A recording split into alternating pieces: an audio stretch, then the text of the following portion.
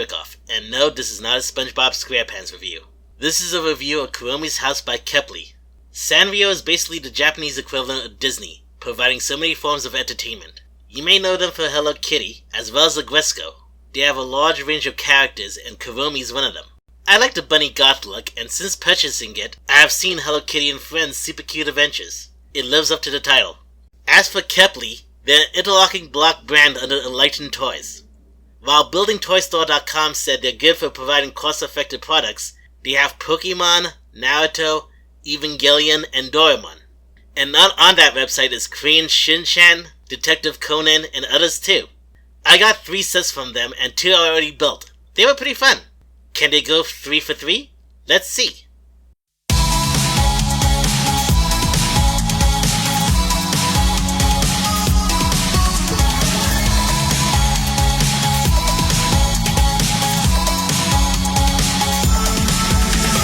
I can have what I want, 'cause I want it. Who cares? I don't care what they are thinking. Glitter shower pouring like it's nothing. No one can stop me from being myself.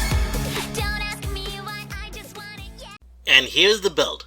It took me about an hour and a half to complete, though I was still doing it one-handed while trying to record the build. I think I could have done it in half the time if I used both hands and not have to worry about recording. Still, it was a challenge, but ultimately satisfying building. Like the best instructions, they rotate the image so you know exactly what you're doing and where.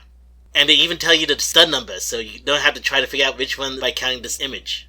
And with individual bags, making sure you have the right pieces was indeed possible. As for the set itself, it shows a lot of personality. I may not be able to read this foreign language, but I can tell she's some fortune teller.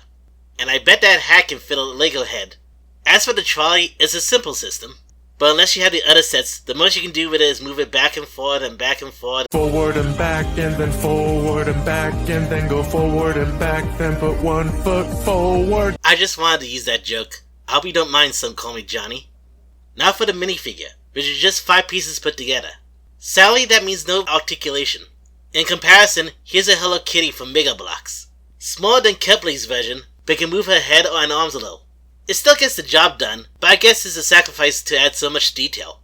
And a real surprise from this set I have to mention is their brick separator. While similar to Lego, I like the changes they made.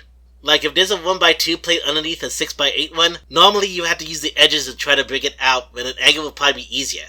And Kepley agrees because they allow you to use both sides to have good leverage. Overall, I would recommend getting a Kepley set. Their instructions are good, have some fun builds, and capture a lot of personality of the characters. But before I go, you may have noticed that 2 other companies have done Hello Kitty bricks.